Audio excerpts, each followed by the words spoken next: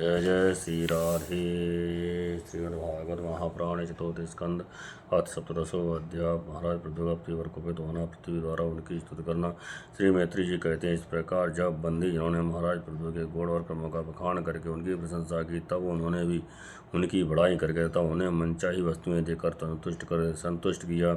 उन्होंने ब्रह्मादि चारों ब्राह्मणों, सेवकों, मंत्रियों, पुरोहितों, प्रवासियों, देशवासियों, भिन्न भिन्न व्यवसायियों तथा अन्य अज्ञानवर्तियों को भी सत्कार किया।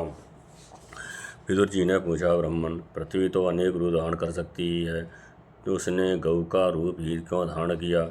और जब महाराज पृथु ने उसे दुआ, तब बछड़ा कौन बना? और दुहने के पात्र क्या हुआ? पृथ्वी देवी तो पहले स्वभाव से ही ऊंची नीची थी, उसे उन्होंने समतल किस प्रकार किया? और इंद्र उनके यज्ञ संबंधी घोड़े को क्यों हर ले गए थे? ब्रह्म ज्ञानियों में श्रेष्ठ भगवान संत कुमार जी ज्ञान और विज्ञान प्राप्त करके बेराय से किस गति को प्राप्त हुए? पृथु रूप से सर्वेश्वर भगवान श्री कृष्ण ही अवतार ग्रहण किया था। अतः पूर्ण कीर्ति श्री हरि के उस पृथु अवतार से संबंध रखने वाले जो और भी पवित्र चरित्र हों, वे सभी आप मुझसे कहिए। मैं आपका और श्री कृष्ण का बड़ा अनुरक्त भक्त हूँ।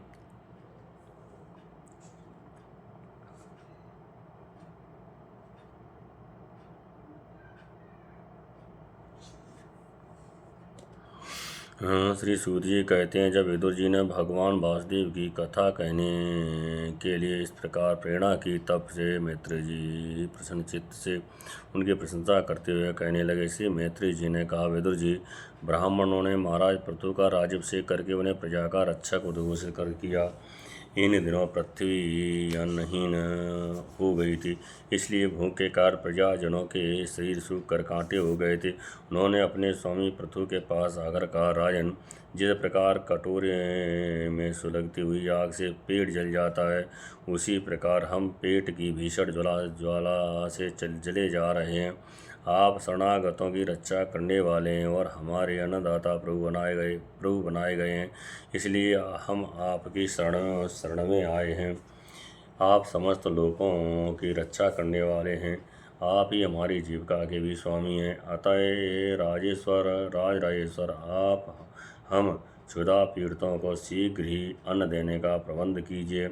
ऐसा न हो कि अन्न मिलने से पहले ही हमारा अंत हो जाए। श्री मैत्री जी कहते हैं, कुरुवर प्रजा का करोड़ों क्रंदन सुनकर महाराज पृथु बहुत देर तक विचार करते रहे। अंत में उन्हें अन्नाभाव का कारण मालूम हो गया। पृथ्वी ने स्वयं ही अन्न एवं औषधि को अपने भीतर छिपा लिया। अपनी बुद्धि से इस बात का निश्चय करके उन्होंने अपना धनुष उठाया और त्रिपुर विनाशक भगवान शंकर के समान अत्यंत क्रोधित होकर पृथ्वी को लक्ष्य बनाकर बाण चढ़ाया। उन्हें शस्त्र उठाए देख पृथ्वी कांप उठी और जिस प्रकार व्याध की पीछा करने पर हरिणी भागती है, उसी प्रकार वह डर कर गऊ का रूप धारण करके भागने लगी। ये देखकर महाराज पृथु की आंखें क्रोध से लाल हो गईं। वे जहाँ जहाँ पृथ्वी गई वहाँ वहाँ धनुष पर बाण चढ़ाए उसके पीछे लगे रहे। दिशा विदिशा स्वर्ग पृथ्वी अंतरिक्ष में जहाँ जहाँ वे दौड़ कर जाती, वहीं उसे महाराज पृथु हथियार उठाए अपने पीछे दिखाई देते। जिस प्रकार मनुष्य को मृत्यु से कोई नहीं बचा सकता, उसी प्रकार उसे त्रिलोकी में वेणुपुत्र पृथु से बचाने वाला कोई भी न मिला। तब वह अत्यंत भयभीत होकर दुखित चित्त से पीछे की ओर लौटी और महाभाग पृथ्वी से कहने लगी, धर्म के तत्व को जानने वाले शरणागत वत्सल राजन, आप तो सभी प्राणियों की रक्षा करने में तत्पर हैं, आप मेरी भी रक्षा कीजिए। मैं अत्यंत दीन और निरपराध हूँ, आप मुझे क्यों मारना चाहते हैं? इसके सिवाय आप तो धर्म की माने जाते हैं, फिर मुझ स्त्री का वध आप कैसे कर सकेंगे? स्त्रियां कोई अपराध करें तो साधारण जीव भी उन पर हाथ नहीं उठाते, फिर आप जैसे करुणामय और दीन वत्सल तो ऐसा कर ही कैसे सकते हैं? मैं तो एक सुदृढ़ नौका के समान हूँ, सारा जगत मेरे ही आधार पर स्थित है। मुझे तोड़कर आप अपने को और अपनी प्रजा को जल के द्वारा कैसे रखेंगे? महाराज पृथु ने कहा, पृथ्वी तू मेरी आज्ञा का उल्लंघन करने वाली है। तू यज्ञ में देवता रूप से भाग तो लेती है, किंतु उसके बदले में हमें अन्न नहीं देती। इसलिए आज मैं तुझे मार डालूंगा। जो प्रतिदिन हरी हरी घास खा जाती है और अपने धन का दूध नहीं देती, ऐसी दुष्टता करने पर तुझे धन देना अनुचित नहीं कहा जा सकता। तू ना समझ है, तूने पूर्व काल में ब्रह्मा जी के उत्पन्न किए हुए अन्नादि के बीजों को अपने में लीन कर लिया है और अब मेरी परवाह न करके उन्हें अपने गर्भ से निकालती नहीं। अब मैं अपने बाणों से तुझे छिन्न भिन्न कर तेरे मेदे से इन क्षुधातुर और दीन प्रजाजनों का कर्ण क्रंदन शांत करूँगा। जो दुष्ट अपना ही पोषण करने वाला तथा अन्य प्राणियों के प्रति निर्दय हो, वह पुरुष स्त्री तथा नपुंसक कोई भी हो, उसका मारना राजाओं के लिए न मारने के ही समान है। तू बड़ी गर्वीली और उन्मत्तता है। इस समय माया से ही एक गौ का रूप बनाए हुए है। मैं बाणों से तेरे टुकड़े टुकड़े करके अपने योग बल से प्रजा को धारण करूँगा। इस समय महाराज पृथु काल की भांति क्रोधमयी भूत धारण किए हुए थे। उनके यह शब्द सुनकर धरती कांपने लगी और उसने अत्यंत विनीत भाव से हाथ जोड़कर कहा, पृथ्वी ने कहा, आप साक्षात परम पुरुष हैं तथा अपनी माया से अनेक प्रकार के शरीर धारण गुणमय जान पड़ते हैं। वास्तव में आत्मानुभव के द्वारा आप आदिभूत आध्यात्म आदि देव संबंधी अभिमान और उससे उत्पन्न हुए राग द्वेषादि से सर्वथा रहित हैं। मैं आपको बार बार नमस्कार करती हूँ। आप संपूर्ण जगत के विधाता हैं। आपने ही ये त्रिगुणात्मक सृष्टि रची है और मुझे समस्त जीवों का आश्रय बनाया है। आप सर्वथा स्वतंत्र हैं प्रभु। जब आप ही अस्त्र शस्त्र लेकर मुझे मारने को तैयार हो गए हैं, तब मैं किसकी शरण में जाऊं? कल्प के आरंभ में आपने अपने आश्रित रहने वाली अनिर्वचनीय माया से ही इस चराचर जगत की रक्षा की थी। उस माया के ही द्वारा आप इसका पालन करने के लिए तैयार हुए हैं। अब आप धर्मपरायण हैं, फिर भी मुझे गो रूप धारणी को किस प्रकार मारना चाहते हैं? आप एक होकर भी माया बस अनेक रूप जान पड़ते हैं तथा अपने स्वयं ब्रह्मा को रचकर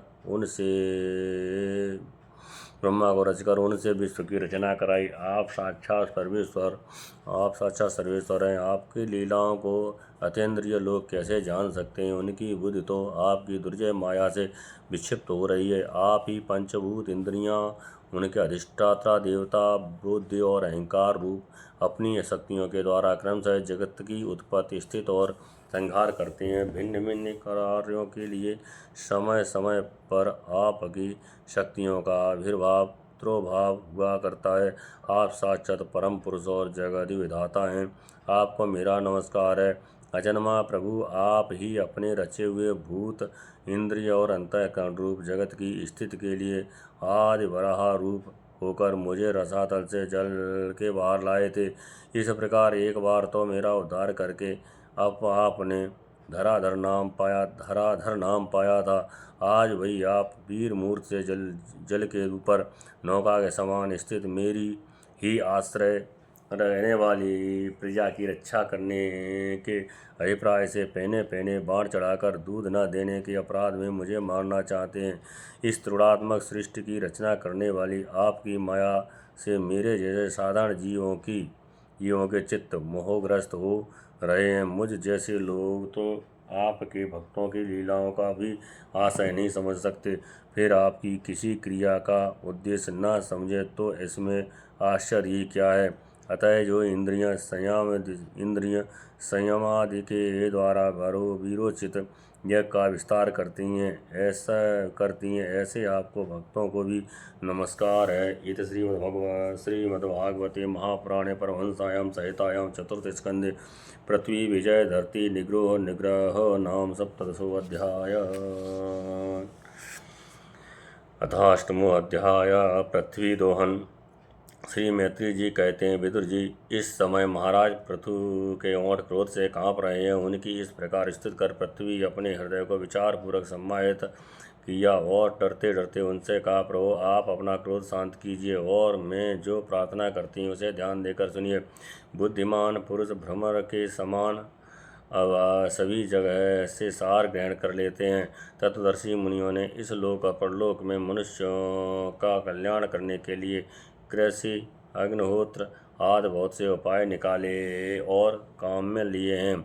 उन प्राचीन ऋषियों के बताए हुए उपायों का इस समय भी जो पुरुष श्रद्धापूर्वक भली भांति आचरण करता है वह सुगमता से अभीष्ट फल प्राप्त कर लेता है, परंतु जो अज्ञानी पुरुष उनका अनादर करके अपने मन कल्पित उपायों का आश्रय लेता है उसके सभी उपाय और प्रयत्न बार बार निष्फल होते रहते हैं। राजन, पूर्व काल में ब्रह्मा जी ने जिन धान्य आदि को उत्पन्न किया था, मैंने देखा कि यम नियम आदि व्रतों का पालन न करने वाले दुराचारी लोग ही उन्हें खाए जा रहे हैं।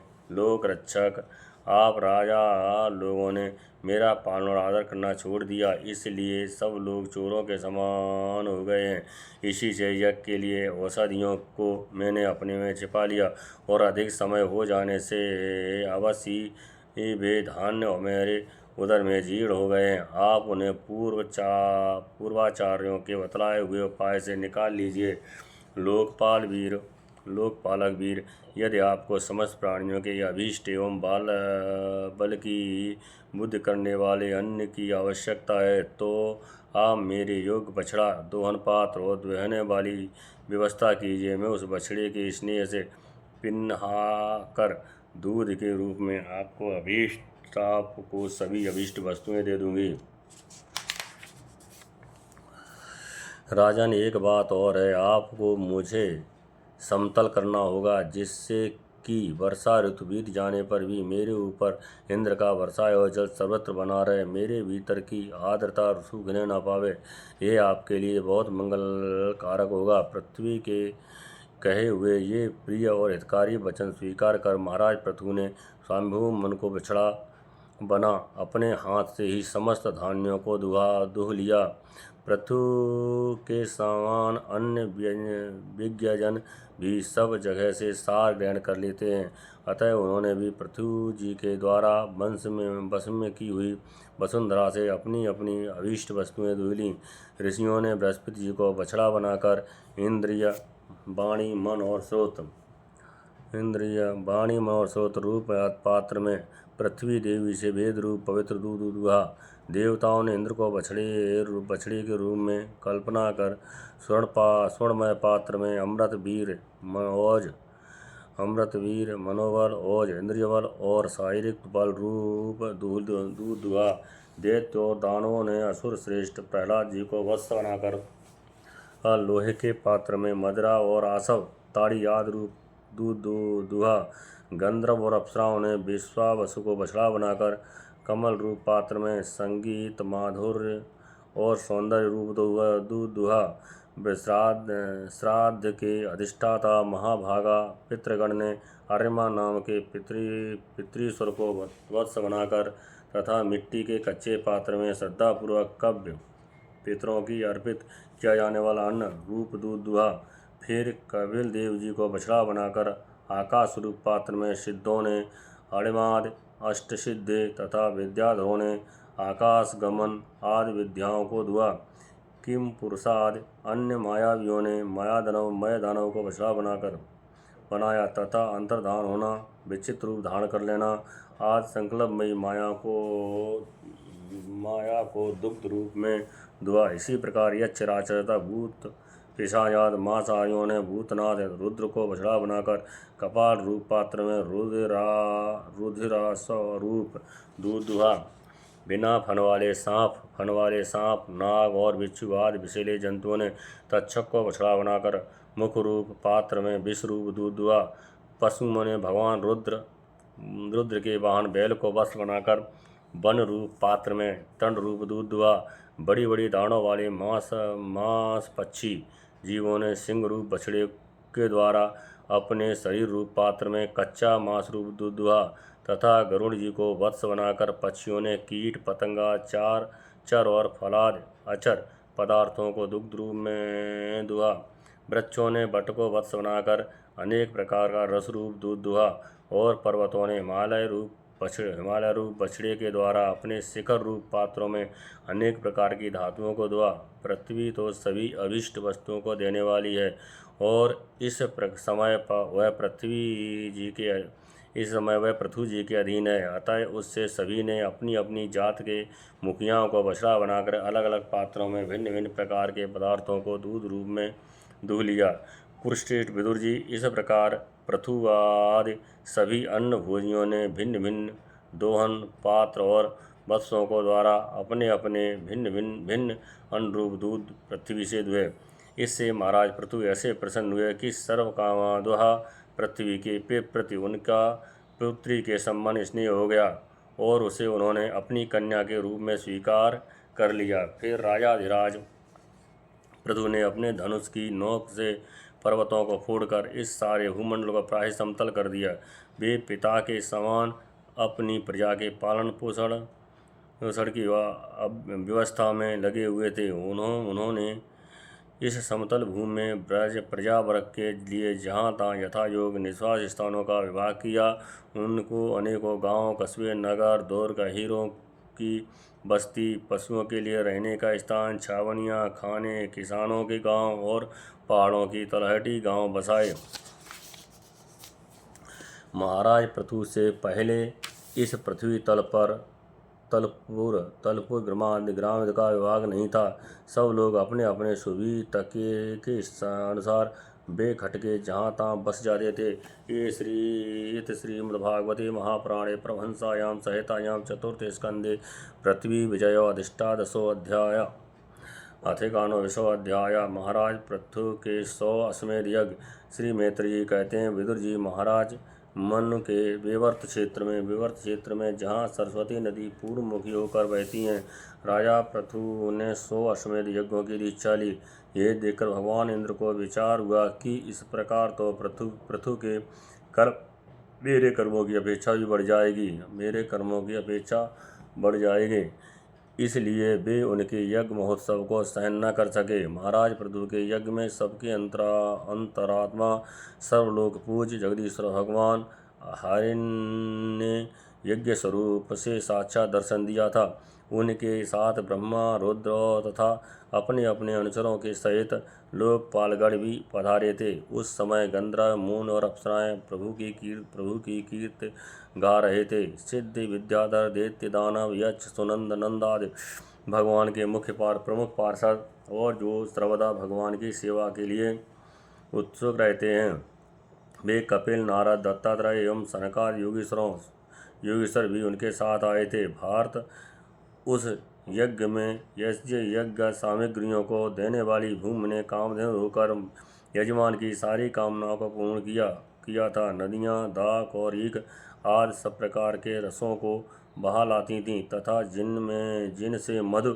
चूता रहता था। ऐसे बड़े बड़े वृक्ष दूध, दही, अन्न और घृत आदि तरह की सामग्रियाँ समर्पण करते थे। समुद्र बहुत सी रत्न राशियाँ, पर्वत, भोज्य, चौस्य और लेह 4 प्रकार के अन्न तथा लोकपालों के सहित संपूर्ण लोग तरह तरह के उपहार उन्हें समर्पण करते थे। महाराज पृथु तो एकमात्र श्री हरि को ही अपना प्रभु मानते थे। उनकी कृपा से उस यज्ञानुष्ठान में उनका बड़ा उत्कर्ष हुआ, किंतु यह बात देवराज इंद्र को सहन न हुई और उन्होंने उसमें विघ्न डालने की चेष्टा की। जिस समय महाराज पृथु अंतिम यज्ञ द्वारा भगवान यज्ञपति की आराधना कर रहे थे, इंद्र ने ईर्ष्यावश गुप्त रूप से उनके यज्ञ का घोड़ा हर लिया। इंद्र ने अपने रक्षा के लिए कवच रूप से पाखंड वेश धारण कर लिया था, जो अधर्म में धर्म का भ्रम उत्पन्न करने वाला है, जिसका आश्रय लेकर पापी पुरुष भी धर्मात्मा सा जान पड़ता है। इस वेश में वे घोड़े को लिए बड़ी शीघ्रता से आकाश मार्ग से जा रहे थे कि उन पर भगवान अत्रि की दृष्टि पड़ गई। उनके कहने से महाराज पृथु का महारथी पुत्र इंद्र को मारने के लिए उनके पीछे दौड़ा और बड़े क्रोध से बोला, अरे खड़ा रहे। इंद्र सिर पर जटाजूट और शरीर में भस्म धारण किए हुए उनका ऐसा वेश देखकर पृथु कुमार ने उन्हें मूर्तवान धर्म समझ मूर्तमान धर्म समझा, इसलिए उन पर बाण नहीं छोड़ा। जब वह इंद्र पर वार किए बिना ही लौट आया, तब महर्षि चित्र ने पुनः उसे इंद्र को मारने के लिए आज्ञा दी। वत्स, इस देवताधम इंद्र ने तुम्हारे यज्ञ में विघ्न डाला है, तुम इसे मार डालो। अत्रि मुनि के इस प्रकार उत्साहित करने पर पृथु कुमार क्रोध में भर गया। इंद्र बड़ी तेजी से आकाश में जा रहे थे। उनके पीछे वह इस प्रकार दौड़ा जैसे रावण के पीछे जटायु। स्वर्गपति इंद्र उसे पीछे आते देख उस भेष और घोड़े को छोड़कर वहीं अंतर्धान हो गए, और वह वीर अपना यज्ञ पशु लेकर पिताजी की यज्ञशाला में लौट आया। शक्तिशाली विदुर जी उसके इस अद्भुत पराक्रम को देखकर महर्षियों ने उसका नाम विजिताश्व रखा। यज्ञ पशु को चासाल और यूप में बांध दिया गया था। शक्तिशाली इंद्र ने घोर अंधकार फैला दिया, और उसी में छिपकर वे फिर उस घोड़े को उसकी सोने की जंजीर समेत ले गए। अत्रि मुनि ने फिर उन्हें आकाश में तेजी से जाते दिखा दिया, किंतु उनके पास कपाल और खंडवांग देखकर पृथुपुत्र ने उनके मार्ग में कोई बाधा न डाली। तब अत्रि ने राजकुमार को फिर उकसाया, और उसने गुस्से में भरकर इंद्र को लक्ष्य बनाकर अपना बाण चढ़ाया। ये देखते ही देवराज उस भेष और घोड़े को छोड़कर वहीं अंतर्ध्यान हो गए। वीर विजिताश्व अपना घोड़ा लेकर पिता की यज्ञशाला में लौट आया। तब से इंद्र ने उस निंदित भेष को मंदबुद्धि पुरुषों ने ग्रहण कर लिया। इंद्र ने अश्वहरण की इच्छा से जो रूप धारण किया थे, वे पाप के खंड होने के कारण पाखंड कहलाए। यहाँ खंड शब्द चिन्ह का वाचक है। इस प्रकार पृथु के यज्ञ का विध्वंस करने के लिए यज्ञ पशु को चुराते समय इंद्र ने जिन्हें कई बार ग्रहण करके त्यागा था, उन नग्न, रक्तांबर तथा कापालिक आदि पाखंडपूर्ण आचरणों में मनुष्यों की बुद्धि प्राय मोहित हो जाती है, क्योंकि ये नास्तिक मत देखने में सुंदर हैं और बड़ी बड़ी युक्तियों से अपने पक्ष का समर्थन करते हैं। वास्तव में ये उपधर्म मात्र हैं। लोग भ्रमवश धर्म मानकर उनमें आसक्त हो जाते हैं। इंद्र की इस कुचालता का पता लगने पर परम पराक्रमी महाराज पृथु को बड़ा क्रोध हुआ। उन्होंने अपना धनुष उठाकर उस पर बाण चढ़ाया। उस समय क्रोधावेश के कारण उनकी ओर देखा नहीं जाता था। जब ऋषिध्वजों ने देखा कि असहाय पराक्रमी महाराज पृथु इंद्र का वध करने को तैयार हैं, तब उन्होंने रोकते हुए कहा, राजन, आप तो बड़े बुद्धिमान हैं। यज्ञ दीक्षा ले लेने पर शस्त्र विहित यज्ञ पशु को छोड़कर और किसी का वध करना उचित नहीं है। इस यज्ञ कार्य में विघ्न डालने वाला आपका शत्रु इंद्र तो आपके ये सुयश से ही ईर्षावश निस्तेज हो रहा है।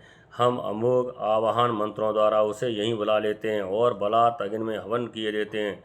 विदुर जी यजमान से इस प्रकार सलाह करके उसके याजकों ने क्रोधपूर्वक इंद्र का आह्वान किया, और वे स्त्रवा द्वारा आहुति डालना ही चाहते थे कि ब्रह्मा जी ने वहां आकर उन्हें रोक दिया।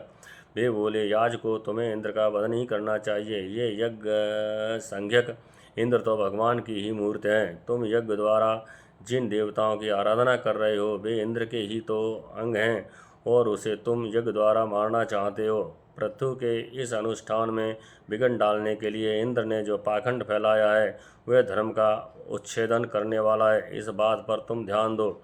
अब उससे अधिक विरोध मत करो, नहीं तो वह और भी पाखंड मार्गों का प्रचार करेगा। अच्छा परम यशस्वी महाराज पृथु के 99 ही यज्ञ रहने दो। फिर राजर्षि पृथु से कहा, राजन, आप तो मोक्ष धर्म के जानने वाले हैं, अतः अब आपको इन यज्ञानुष्ठानों की आवश्यकता नहीं है। आपका मंगल हो। आप और इंद्र दोनों पवित्र कीर्त भगवान श्री हरि के शरीर हैं, इसलिए अपने ही स्वरूप भूत इंद्र के प्रति आपको क्रोध नहीं करना चाहिए। आपका ये यज्ञ निर्विघ्न समाप्त नहीं हुआ, इसके लिए आप चिंता न करें। हमारी बात आप सादर पूर्वक स्वीकार कीजिए। देखिए, जो मनुष्य विधाता के बिगाड़े हुए काम को बनाने का विचार करता है, उसका मन अत्यंत क्रोध में भरकर भयंकर मोह में फंस जाता है। बस इस यज्ञ को बंद कीजिए। इसके कारण इंद्र के चलाए हुए पाखंडों से धर्म का नाश हो रहा है, क्योंकि देवताओं में बड़ा दुराग्रह होता है। जरा देखिए तो, जो इंद्र घोड़े को चुराकर आपके यज्ञ में विघ्न डाल रहा था, उसी के रचे हुए इस मनोहर पाखंडों की ओर सारी जनता खिंचती चली जा रही है।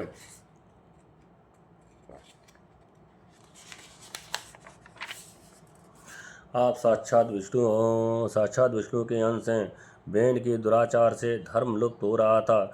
उस समयोचित धर्म की रक्षा के लिए ही आपने उसके शरीर से अवतार लिया है। अतः प्रजापालक पृथु जी, आपने इस अवतार का उद्देश्य विचार कर आप भृगुवाद विश्व रचयिता मुनीश्वरों का संकल्प पूर्ण कीजिए। ये प्रचंड पाखंड पथ रूप इंद्र की माया अधर्म की जननी है। आप इसे नष्ट कर डालिए। श्री मैत्री जी कहते हैं, लोक गुरु भगवान ब्रह्मा जी इस प्रकार समझाने पर प्रबल और पराक्रम की महाराज पृथु ने यज्ञ का आग्रह छोड़ दिया और इंद्र के साथ प्रीतपूर्वक संधि भी कर ली। इसके पश्चात जब वे यज्ञांत स्नान करके निवृत्त हुए, तब उनके यज्ञों से तृप्त हुई देवताओं ने उन्हें अभीष्ट वर दिए। आदिराज पृथु ने अत्यंत श्रद्धा पूर्वक ब्राह्मणों को दक्षिणाएं दी तथा ब्राह्मणों ने उनके सत्कार से संतुष्ट होकर उन्हें अमोघ आशीर्वाद दिए। वे कहने लगे, महाभाव, आपके बुलाने से जो पितर देवता ऋषि और मनुष्य आदि आए थे, उन सभी को आपने दान मान से खूब सत्कार किया। इति श्रीमद्भागवते महापुराणे परमहंसायां संहितायां चतुर्थ स्कंदे पृथ्वीविजये एकोनविंशोऽध्याय। अथ 20वां अध्याय। महाराज पृथ्वी की यज्ञशाला में श्री विष्णु भगवान का प्रादुर्भाव। श्री मैत्री जी कहते हैं, विदुर जी, महाराज पृथु के 99 यज्ञों से यज्ञ भोक्ता यज्ञेश्वर भगवान विष्णु को भी बड़ा संतोष हुआ। उन्होंने इंद्र के सहित वहाँ उपस्थित होकर उनसे कहा। श्री भगवान ने कहा, राजन, इंद्र ने तुम्हारे 100 अश्वमेध पूरे करने के संकल्प में विघ्न डाला है। अब ये तुमसे क्षमा चाहते हैं। तुम इन्हें क्षमा कर दो। नरदेव, जो श्रेष्ठ मानव साध और सद्बुद्धि संपन्न होते हैं, वे दूसरे जीवों से द्रोह नहीं करते, क्योंकि यह शरीर ही आत्मा नहीं है। यदि तुम जैसे लोग भी मेरी माया से मोहित हो जाएं, तो समझना चाहिए कि बहुत दिनों तक की हुई ज्ञानी जनों की सेवा से केवल श्रम ही हाथ लगा। ज्ञानवान पुरुष इस शरीर को अविद्या, वासना और कर्मों का ही पुतला समझकर इसमें आसक्त नहीं होता। इस प्रकार जो इस शरीर में ही आसक्त नहीं है, वे विवेक की पुरुष इससे उत्पन्न हुए घर, पुत्र और धन आदि में किस प्रकार ममता रख सकता है। ये आत्मा एक शुद्ध, स्वयं प्रकाश, निर्गुण, गुणों का आश्रय स्थान, सर्वव्यापक, आवरण शून्य, सबका साक्षी एवं अन्य आत्मा से रहित है। अतएव शरीर से भिन्न है। जो पुरुष इस देहस्थ आत्मा को इस प्रकार शरीर से भिन्न जानता है, वह प्रकृति से संबंध रखते हुए भी उसके गुणों से लिप्त नहीं होता, क्योंकि उसकी स्थिति मुझ परमात्मा में रहती है। राजन, जो पुरुष किसी प्रकार की कामना न रखकर अपने वर्णाश्रम के धर्मों द्वारा नित्य प्रति श्रद्धापूर्वक मेरी आराधना करता है, उसका चित्त धीरे धीरे शुद्ध हो जाता है।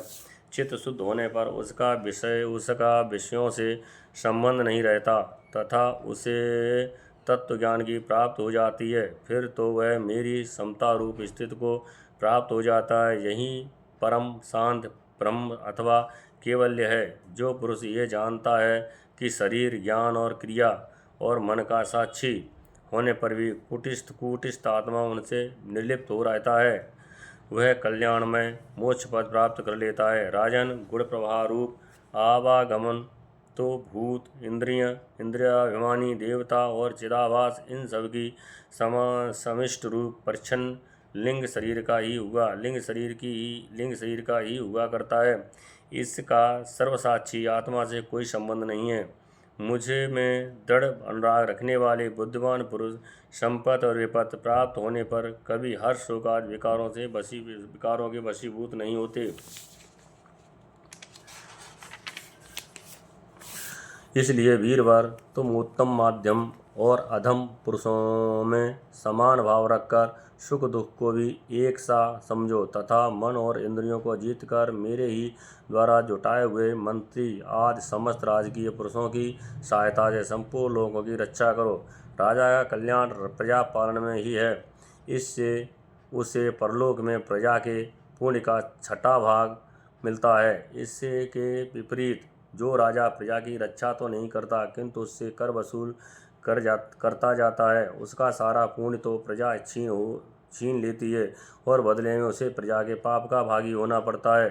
ऐसा विचार कर यदि तुम श्रेष्ठ ब्राह्मणों की सम्मत और पूर्व परंपरा से प्राप्त हुए धर्म को ही मुख्यतः अपना लो और कहीं भी आसक्त न होकर इस पृथ्वी का न्यायपूर्वक पालन करते रहो, तो सब लोग तुमसे प्रेम करेंगे और कुछ ही दिनों में तुम्हारे घर बैठे ही सनकादिक सिद्धों के दर्शन होंगे। राजन, तुम्हारे गुणों ने और स्वभाव ने मुझको बस में कर लिया है, अतः तुम्हें जो इच्छा हो मुझसे वर मांग लो। उन क्षमा आदि गुणों से रहित यज्ञ तप अथवा योग के द्वारा मुझको पाना सरल नहीं है, तो मैं तो उन्हीं के हृदय में रहता हूँ जिनके चित्त में समता रहती है। श्री मैत्री जी कहते हैं, विदुर जी, सर्वलोक गुरु श्री हरि के इस प्रकार कहने पर जगद विजयी महाराज पृथु ने उनकी आज्ञा श्रोधार्य की। देवराज इंद्र अपने कर्म से लज्जित होकर उनके चरणों पर गिरना ही चाहते थे कि राजा ने उन्हें प्रेम पूर्वक हृदय से लगा लिया और मनोमालिन्य निकाल दिया। फिर महाराज पृथु ने विश्वात्मा भक्तवत्सल भगवान का पूजन किया और क्षण क्षण में उमड़ते हुए भक्तिभाव में निमग्न होकर प्रभु के चरण कमल पकड़ लिए। श्री हरि वहाँ से जाना चाहते थे किंतु पृथु के प्रति जो उनका वात्सल्य भाव था उसने उन्हें रोक लिया। वे अपने कमल दल के समान नेत्रों से उनकी ओर देखते ही रह गए, वहाँ से जा न सके। आदिपुरुष महाराज पृथु जी नेत्रों में जल भरकर आने के कारण न तो भगवान का दर्शन ही कर सके और न तो कंठ गदगद हो जाने से कुछ बोल ही सके। उन्हें हृदय से आलिंगन कर पकड़े रह गए और हाथ जोड़े ज्यों के त्यों खड़े रह गए। प्रभु अपने चरण कमलों से पृथ्वी को स्पर्श किए खड़े थे। उनका कराग्र भाग गरुड़ जी के ऊंचे कंधे पर रखा हुआ था। महाराज पृथु नेत्रों से आंसू पहुँचकर अतृप्त दृष्टि से उनकी ओर देखते हुए इस प्रकार कहने लगे। महाराज पृथु बोले, मोक्षपति प्रभो, आप वर देने वाले ब्रह्मादि देवताओं को भी वर देने में समर्थ हैं। कोई भी बुद्धिमान पुरुष आपसे देहमानियों के भोगने योग्य विषयों को कैसे मांग सकता है? वे तो नार की जीवों को भी मिलते ही हैं। अतः मैं इन तुच्छ विषयों को आपसे नहीं मांगता। मुझे तो उस मोक्ष पद की भी इच्छा नहीं है जिसमें महापुरुषों के हृदय उनके मुख द्वारा निकला हुआ आपके चरण कमलों का मकरंद नहीं है, जहाँ आपकी कीर्त कथा सुनने का सुख नहीं मिलता। इसलिए मेरी तो यही प्रार्थना है कि आप मुझे 10,000 कान दे दीजिए जिनसे मैं आपके लीला गुणों को सुनता ही रहूं। पूर्ण कीर्त प्रभु, आपके चरण कमल मकरंद रूपी अमृत कणों को लेकर महापुरुषों के मुख से जो वायु निकलती है उसी में इतनी शक्ति होती है कि वह तत्व को भूले हुए हम कुयोगियों को पुनः तत्व ज्ञान करा देती है। अतएव हमें दूसरे वरों की कोई आवश्यकता नहीं है। उत्तम कीर्त वाले प्रभु, सत्संग में आपके मंगलमय श्रेष्ठ को देववश एक बार भी सुन लेने पर कोई पशु बुद्धि पुरुष भले ही तृप्त हो जाए, गुणग्राही उसे कैसे छोड़ सकता है? सब प्रकार के पुरुषार्थों की सिद्धि के लिए स्वयं लक्ष्मी जी भी आपके श्रेष्ठ को सुनना चाहती हैं। अब लक्ष्मी जी के समान मैं भी अत्यंत उत्सुकता से आप स्वर्ण सर्वगुणधाम पुरुषोत्तम की सेवा ही करना चाहता हूँ, किंतु ऐसा न हो कि एक ही पति की सेवा प्राप्त करने की होड़ होने के कारण आपके चरणों में ही मन को एकाग्र करने वाले हम दोनों में कलह छिड़ जाए। जगदीश्वर जगजननी लक्ष्मी जी के हृदय में मेरे प्रति विरोधाभाव होने की संभावना तो है ही, क्योंकि जिस आपके सेवा कार्य में उनका अनुराग है उसी के लिए मैं भी लालायित हूँ, किंतु आप तीनों पर दया करते हैं, उनके तुच्छ कर्मों को भी बहुत करके मानते हैं। इसलिए मुझे आशा है कि हमारे झगड़े में भी आप मेरा ही पक्ष लेंगे। आप तो अपने स्वरूप में ही रमण करते हैं, आपको वह लक्ष्मी जी से भी क्या लेना है।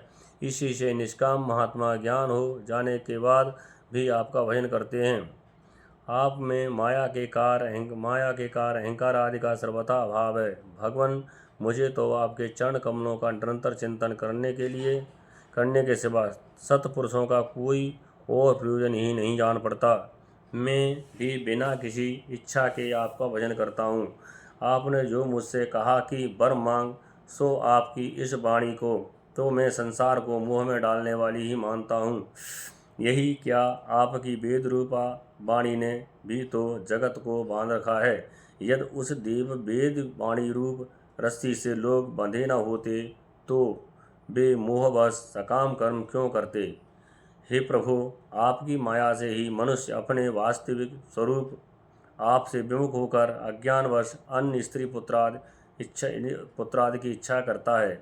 फिर भी जिस प्रकार पिता पुत्र की प्रार्थना की अपेक्षा न रखकर अपने आप ही पुत्र का कल्याण करता है, उसी प्रकार आप भी हमारी इच्छा की अपेक्षा न करके हमारे हित के लिए स्वयं ही प्रयत्न करें। श्री मैत्री जी कहते हैं, आदिराज पृथु के इस प्रकार विस्तुत करने पर सर्वसाक्षी श्री हरि ने उनसे कहा, राजन, तुम्हारी मुझ में भक्ति हो। बड़े सौभाग्य की बात है कि तुम्हारा चित्त इस प्रकार मुझ में लगा हुआ है। ऐसा होने पर तो पुरुष सहज में ही मेरी उस माया को पार कर लेता है जिसको छोड़ना या जिसके बंधन से छूटना अत्यंत कठिन है। अब तुम सावधानी से मेरी आज्ञा का पालन करते रहो। प्रजापालक नरेश, जो पुरुष मेरी आज्ञा का पालन करता है उसका सर्वत्र मंगल होता है।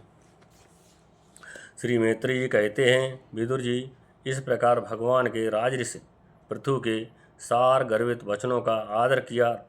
फिर पृथु ने उनकी पूजा की और प्रभु उन पर सब प्रकार कृपा कर वहाँ से चलने को तैयार हुए।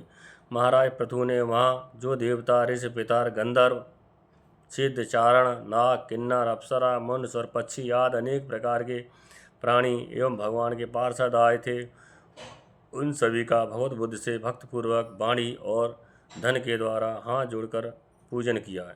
इसके बाद वे सब अपने अपने स्थानों को चले गए। भगवान अच्युत भी राजा पृथु एवं उनके पुरोहितों का चित्त चुराते हुए अपने धाम को सिधारे। तदनंतर अपना स्वरूप दिखाकर अंतर्धान हुए। अव्यक्त स्वरूप देवाधिदेव भगवान को नमस्कार करके राजा पृथु भी अपनी राजधानी में चले आए। इति श्रीमद्भागवते महापुराणे परमहंसायां संहितायां चतुर्थ स्कंदे विशोऽध्यायः। अथेकाविंशोऽध्यायः। महाराज पृथु का अपनी प्रजा को उपदेश। श्री मैत्री जी कहते हैं, विदुर जी, उस समय महाराज पृथु का नगर सर्वत्र मोतियों की लड़ियों, फूलों की मालाओं, रंग बिरंगे वस्त्रों, सोने के दरवाज़ों और अत्यंत सुगंधित धूपों से सुशोभित था। उसकी गलियां, चौक और सड़कें चंदन और अर्गजे जल से सींच दी गई थीं तथा उसे पुष्प, अक्षत, फल, यवांकुर, खील और दीपक आदि मांगलिक द्रव्यों से सजाया गया था। वह ठोर ठोर पर रखे हुए फल फूलों के गुच्छों से युक्त केले के खम्भों और सुपारी के पौधों से बड़ा ही मनोहर जान पड़ता था तथा सब ओर आम आदि वृक्षों के नवीन पत्तों की बंधनवारों से विभूषित था। जब महाराज ने नगर में प्रवेश किया तब दीपक, उपहार और अनेक प्रकार की मांगलिक सामग्री लिए हुए प्रजाजनों ने तथा मनोहर कुंडलों से सुशोभित सुंदरी कन्याओं ने उनकी आगवानी की। शंख और द्वंद्वी आदि बाजे बजने लगे। ऋतुध्वजगण वे ध्वनि करने लगे। बंदी जनों ने स्तुतिगान आरंभ कर दिया। ये सब देख और सुनकर भी उन्हें किसी प्रकार का अहंकार नहीं हुआ। इस प्रकार वीरवर पृथु ने राजमहल में प्रवेश किया। मार्ग में जहाँ तहाँ प्रवासी देशवासियों ने उनका अभिनंदन किया।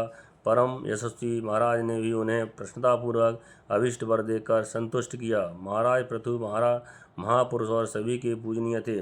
उन्होंने इसी प्रकार अनेकों उदार कर्म करते हुए पृथ्वी का शासन किया और अंत में अपने विपुल यश का विस्तार कर भगवान का परम पद प्राप्त किया। सूत जी कहते हैं, मुनिवर शौनक जी, इस प्रकार भगवान मित्र के मुख से आदिराज पृथु का अनेक प्रकार के गुणों से संपन्न और गुणवानों द्वारा प्रशंसित विस्तृत यश सुनकर परम भागवत विदुर जी ने उनका अभिनंदन करते हुए कहा। विदुर जी बोले, ब्राह्मणों ने पृथु का अभिषेक किया। समस्त देवताओं ने उन्हें उपहार दिए। उन्होंने अपनी भुजा में वैष्णव तेज को धारण किया और उससे पृथ्वी का दोहन किया। उनके उस पराक्रम के उच्छिष्ट रूप विषय भोग से ही आज भी संपूर्ण राजा तथा लोकपालों के सहित समस्त लोग इच्छा अनुसार जीवन निर्वाह करते हैं। भला ऐसा कौन समझदार होगा जो उनकी पवित्र कीर्ति सुनना न चाहेगा। अतः अभी आप मुझे उनके कुछ और भी पवित्र चरित्र सुनाइए। श्री मैत्रेय जी ने कहा, साधु श्रेष्ठ विदुर जी, महाराज पृथु गंगा और यमुना के मध्यवर्ती देश में निवास कर अपने पूर्ण कर्मों के क्षय की इच्छा से प्रारब्धवश प्राप्त हुए भोगों को ही भोगते थे। ब्राह्मण वंश और भगवान के संबंधी विष्णु भक्तों को छोड़कर उनका सातों द्वीपों के सभी पुरुषों पर अखंड एवं अबाध शासन था। एक बार उन्होंने एक महासत्र की दीक्षा ली। उस समय वहाँ देवताओं, महर्षियों और राजर्षियों का बहुत बड़ा समाज एकत्र हुआ। उस समाज में महाराज पृथु ने उन पूजनीय अतिथियों का यथायोग्य सत्कार किया और फिर उस सभा में नक्षत्र मंडल में चंद्रमा के समान खड़े हो गए। उनका शरीर ऊंचा, भुजाएं भारी और विशाल, रंग गोरा, नेत्र कमल के समान सुंदर और अरुण वर्ण, नासिका सुगढ़, मुख मनोहर, स्वरूप सौम्य, कंधे ऊंचे और मुस्कान से युक्त दंत पंकज सुंदर थी। उनकी छाती चौड़ी, कमर का पिछला भाग स्थूल और उदर पीपल के पत्ते के समान सुडौल तथा बल पड़े हुए होने से और सुंदर जान पड़ता था। नाभ भंवर के समान गंभीर थी। शरीर तेजस्वी था। जंघाएं स्वर्ण के समान देदीप्यमान थीं तथा पैरों के पंजे उभरे हुए थे। उनके बाल बारीक घुंघराले, काले और चिकने थे। गर्दन शंख के समान उतार चढ़ाव वाली थी, रेखाओं से युक्त थी और वे उत्तम बहुमूल धोती पहने और वैसी ही चादर ओढ़े थे। दीक्षा के नियमानुसार उन्होंने समस्त आभूषण उतार दिए थे। इसी से उनके शरीर के अंग प्रत्यंग शोभा अपने स्वाभाविक रूप से स्पष्ट झलक रही थी। वे शरीर पर कृष्ण मृग का चर्म और हाथों में कुशा धारण किए हुए थे। इससे उनके शरीर की कांति और भी बढ़ गई थी। वे अपने सारे नित्यकृत्य यथाविधि संपन्न कर चुके थे। राजा पृथु ने मानो सारी सभा को हर्ष से सराबोर करते हुए अपने शीतल एवं स्नेहपूर्ण नेत्रों से चारों ओर देखा और फिर अपना भाषण प्रारंभ किया। उनका भाषण अत्यंत सुंदर और विचित्र पदों से युक्त, स्पष्ट, मधुर, गंभीर एवं निशंक था। मानो उस समय वे सबका उपकार करने के लिए अपने अनुभव का भी अनुवादन कर रहे हों। राजा पृथु ने कहा, सज्जनों, आपका कल्याण हो। आप महानुभाव जो यहाँ पधारे हैं, मेरी प्रार्थना सुने। जिज्ञास पुरुषों को चाहिए कि संत समाज में अपने निश्चय का निवेदन करें। इस लोक में मुझे प्रजाजनों का शासन, उनकी रक्षा, उनकी आजीविका का प्रबंध तथा उन्हें अलग अलग अपनी मर्यादा में रखने के लिए राजा बनाया गया है। अतः इनका यथावत पालन करने से मुझे उन्हीं मनोरथ पूर्ण करने वाले लोगों की प्राप्त होनी चाहिए जो वेदवादी मुनियों के मतानुसार संपूर्ण कर्मों के साक्षी श्री हरि के प्रसन्न होने पर मिलती है। जो राजा प्रजा को धर्म मार्ग की शिक्षा न देकर केवल उससे कर वसूल करने में लगा रहता है, वह केवल प्रजा के पाप का ही भागी होता है और अपने ऐश्वर्य से हाथ धो बैठता है। अतः प्रिय प्रजाजन, अपने इस राजा का परलोक में हित करने के लिए आप लोग परस्पर दोष दृष्टि छोड़कर हृदय से भगवान को याद रखते हुए अपने अपने कर्तव्य का पालन करते रहिए, क्योंकि आपका स्वार्थ भी इसी में है, और इस प्रकार मुझ पर भी आपका बड़ा अनुग्रह होगा। शुभ विशुद्ध चित्त देवता, पितर और महर्षिगण, आप भी मेरे इस प्रार्थना का अनुमोदन कीजिए, क्योंकि कोई भी कर्म हो, मरने के अनंतर उसके कर्ता, उपदेष्टा और समर्थ को उसका सम्मान फल मिलता है। माननीय सज्जनों, किन्हीं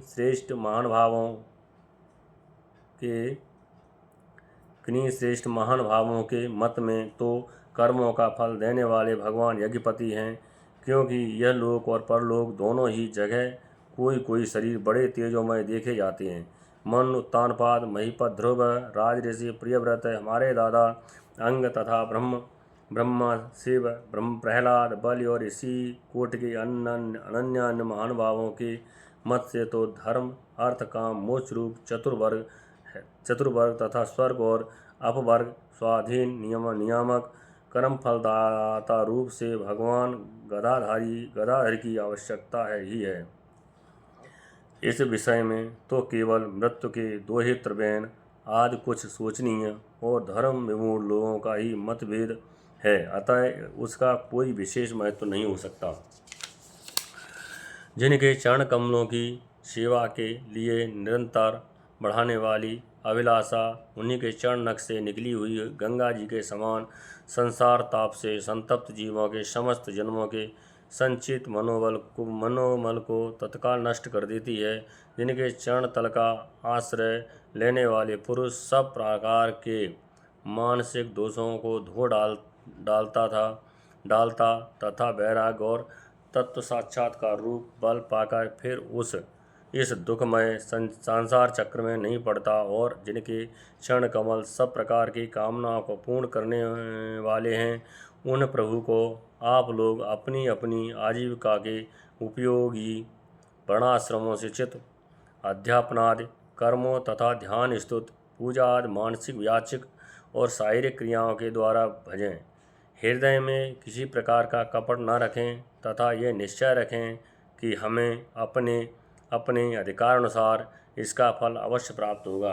भगवान स्वरूपतः विशुद्ध विज्ञान घन और समस्त विशेषणों से रहित हैं, किंतु इस कर्म मार्ग में जो चावल आदि विविध द्रव्य, शुक्लादि गुण, अवघात, कूटना आदि क्रिया एवं मंत्रों के द्वारा और अर्थ, आशय, संकल्प, लिंग, पदार्थ, शक्ति तथा ज्योतिष्टोम आदि नामों से संपन्न होने वाले अनेक विशेषण युक्त यज्ञ के रूप में प्रकाशित होते हैं।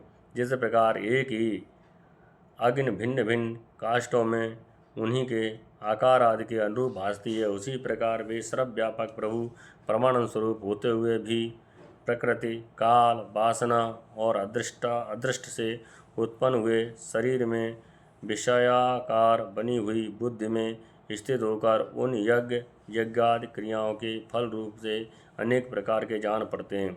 अहो, इस पृथ्वी तल पर मेरे जो प्रियजन यज्ञ भोक्ताओं के अधीश्वर सर्वगुरु श्री हरि का एक निष्ठ भाव से अपने अपने धर्मों के द्वारा निरंतर पूजन करते हैं, वे मुझ पर बड़ी कृपा करते हैं।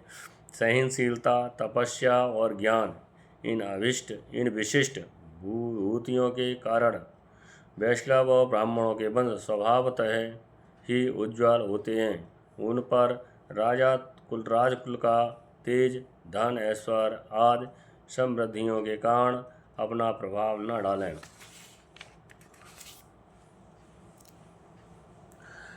ब्रह्मादि समस्त महापुरुषों में अग्रगण्य ब्राह्मण भक्त पुराण पुरुष श्री हरि ने भी निरंतर इन्हीं के चरणों की वंदना करके अविचल लक्ष्मी और संसार को पवित्र करने वाली कीर्ति प्राप्त की है।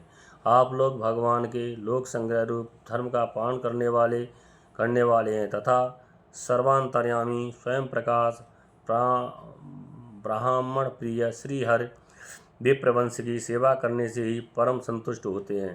अतः आप सभी को सब प्रकार से विनयपूर्वक ब्राह्मण कुल की सेवा करनी चाहिए। इनकी नित्य सेवा करने से शीघ्र ही चित्त शुद्ध हो जाने के कारण मनुष्य स्वयं ही ज्ञान और अभ्यास आदि के बिना ही परम शांत रूप मोक्ष प्राप्त कर लेता है। अतः लोक में इन ब्राह्मणों से बढ़कर दूसरा कौन है जो अविष्यभोजी देवताओं का मुख हो सके। उपनिषदों के ज्ञान परक वचन एकमात्र जिनमें ही गतार्थ होते हैं, वे भगवान अनंत इंद्रादि यज्ञ देवताओं के नाम से तत्व ज्ञानियों द्वारा ब्राह्मणों के मुख में श्राद्ध पूर्वक हवन किए हुए पदार्थों को जैसे चाव से ग्रहण करते हैं, वैसे ही चेतन शून्य अग्नि में होमे हुए द्रव्य को नहीं ग्रहण करते। साभ्यगण जिस प्रकार स्वच्छ दर्पण में बिंब का भान होता है, उसी प्रकार जिससे इस संपूर्ण प्रपंच का ठीक ज्ञान होता है, उस नित्य शुद्ध और सनातन ब्रह्म वेद को जो परमार्थ तत्व की उपलब्धि के लिए श्रद्धा तप मंगलमय आचरण स्वाध्याय विरोधी वार्तालाप के त्याग तथा संयम और समाधि के अभ्यास द्वारा धारण करते हैं, उन ब्राह्मणों के चरण कमलों की धूल को मैं आयु पर्यंत अपने मुकुट पर धारण करूँगा, क्योंकि उसे सर्वदा सिर पर चढ़ाते रहने से मनुष्य के सारे पाप तत्काल नष्ट हो जाते हैं और संपूर्ण गुण उसकी सेवा करने लगते हैं।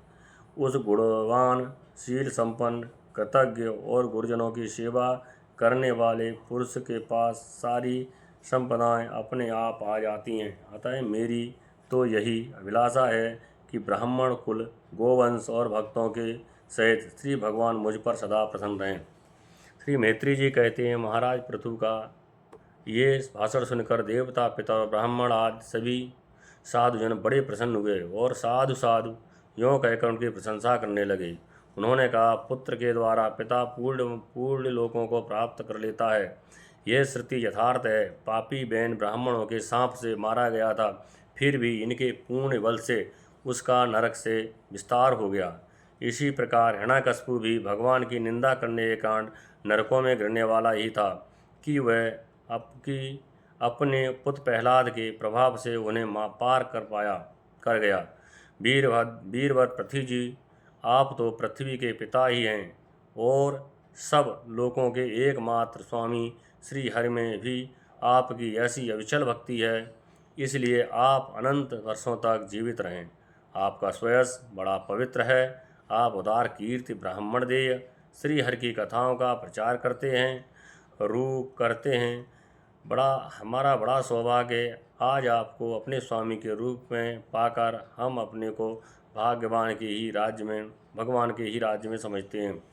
स्वामिन, अपने आश्रितों को इस प्रकार का श्रेष्ठ उपदेश देना आपके लिए कोई आश्चर्य की बात नहीं है, क्योंकि अपनी प्रजा के ऊपर प्रेम रखना तो करुणामय महापुरुषों का स्वभाव ही होता है।